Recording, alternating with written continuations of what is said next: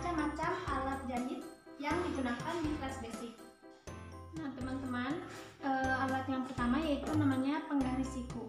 Nah jadi penggaris siku ini ada bagian lurusnya, ini untuk bagian menggaris yang lurus-lurus. Ini ada bagian yang melengkungnya ya. Nah bagian yang lengkung ini digunakan untuk membuat lengkungan seperti bagian lengan dan bagian leher. Selanjutnya ada yang namanya penggaris lengkung.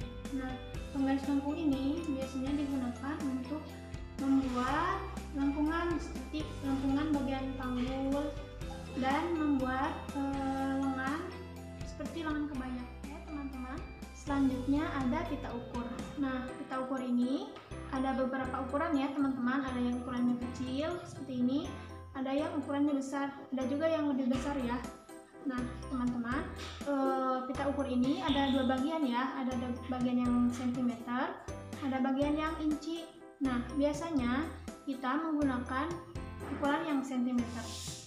Cara menggunakannya itu, misalkan teman-teman mau ukuran 3 cm.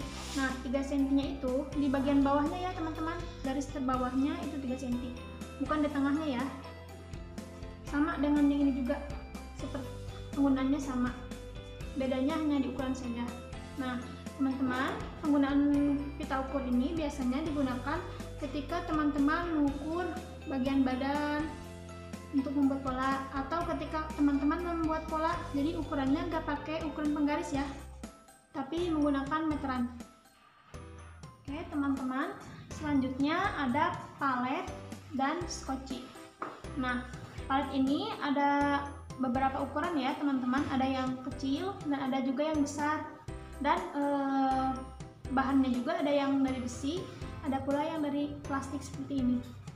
Nah untuk mesin-mesin yang portable yang digunakan di rumahan itu biasanya menggunakan mesin skoci dengan ukuran seperti ini, palet dengan ukuran seperti ini.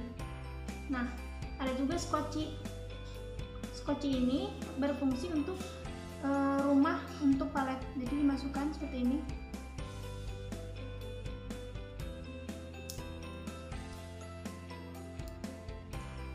Ada juga sebagian mesin yang tidak perlu menggunakan rumah skoci, jadi ada skocinya udah tersambung dengan mesinnya. Oke teman-teman, selanjutnya ada gunting. Gunting itu ada 3 bagian ya yang digunakan di kelas basic itu. Ada yang pertama gunting kertas, bentuknya seperti ini ya. Gunting kertas itu biasanya digunakan untuk menggunting kertas, yaitu ketika menggunting pola. Nah selanjutnya ada gunting kain, gunting bahan atau ya. Nah gunting bahan itu digunakan untuk menggunting kain. Jadi ciri dari gunting bahan atau gunting kain itu, jadi si bagian bawahnya itu lurus ya, tidak melengkung seperti ini. Itu memudahkan ketika kita menggunting kain. Contohnya seperti ini. Jadi nggak berat. Nah selanjutnya ada gunting ceprik atau gunting benang. Nah gunting ceprik atau gunting benang ini digunakan untuk menggunting benang ya teman-teman, atau digunakan untuk menggunting kecil-kecil bagian leher. Tapi ini opsional ya teman-teman, boleh ada boleh tidak ada, tapi bagusnya ada. Kalaupun tidak ada bisa diganti dengan gunting kain. Oke teman-teman, selanjutnya ada yang namanya kapur jahit. Ini ada macam-macam ya kapur jahitnya. Ada yang bentuknya pensil atau bisa disebut juga pensil gelas. Ada juga yang kapur berbentuknya seperti ini, segitiga ya teman-teman asalnya. Nah ada warnanya juga macam-macam, jadi itu bisa disesuaikan dengan teman-teman nanti akan membuat bajunya, pakaiannya dengan warnanya apa, lalu kontras dengan warna kapurnya ya teman-teman. Nah fungsinya ini itu untuk jadi penanda ya teman-teman. Misalkan teman-teman mau bikin kampuh, jadi ditandain pakai ini. Kampuhnya misalkan mau 1,5, berarti ditandain. Nah bagian inilah yang akan nanti digunting, bagian yang di kapur ini. Oke teman-teman, selanjutnya ada pendedel. Nah pendedel itu digunakan untuk membuka jahitan ya teman-teman, jahitan yang salah atau tidak diinginkan. Jadi untuk membukanya mempermudah seperti ini, membuka jahitannya.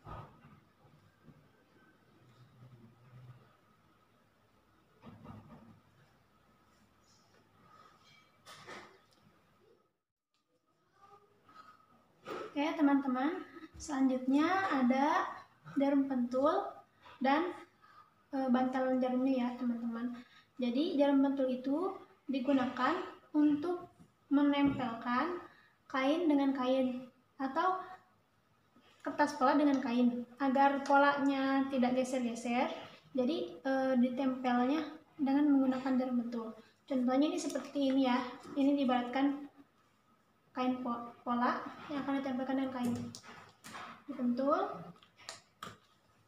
seperti ini sebelum nanti akan dikasih kampuh dan dirender.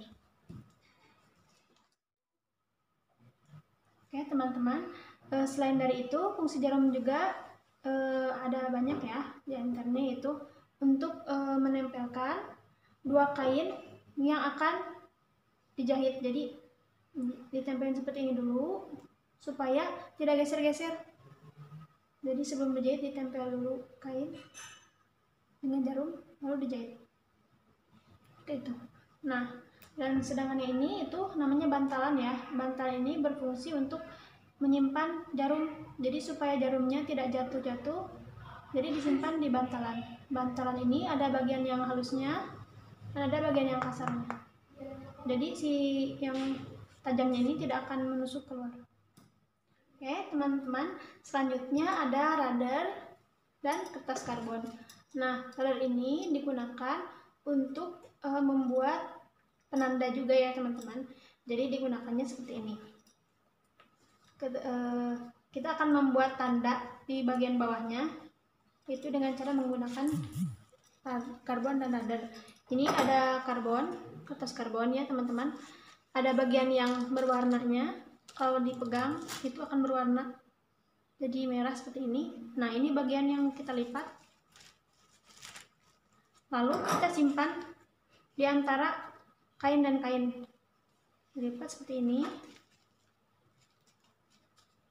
Setelah itu kita gelindingkan radar di atasnya.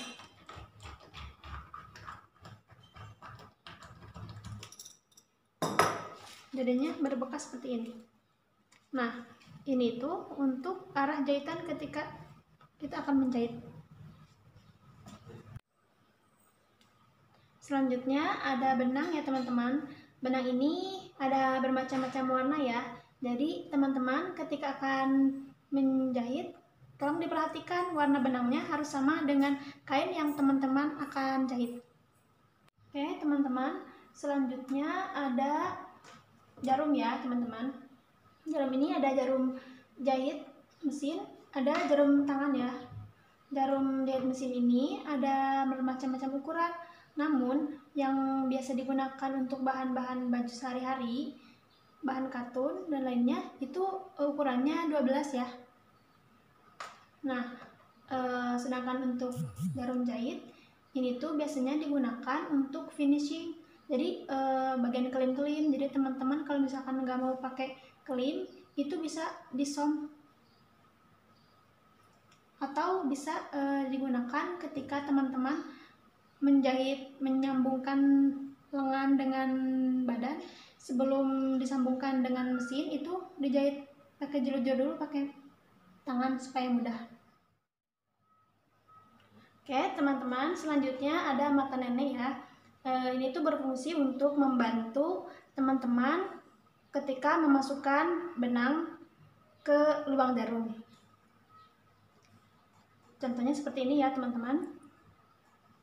Si bagian mata nenek ini yang seperti kabel kecil ini, aluminium, dimasukkan ke lubang jarum. Lalu kita masukkan benang ke bagian mata neneknya,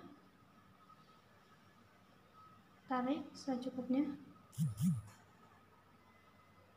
Setelah seperti ini, kita tarik mata neneknya. Nah, jadilah seperti ini.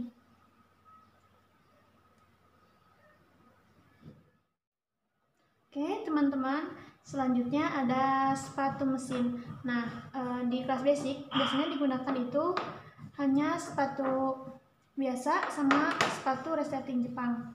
Nah, sepatu biasa ini digunakan untuk menjahit bagian yang lurus-lurus, dan ada lagi sepatu resleting Jepang itu digunakan untuk menjahit atau menempelkan bagian sisi dari resleting Jepang. Bentuknya seperti ini. Oke teman-teman, selanjutnya ada resleting Jepang.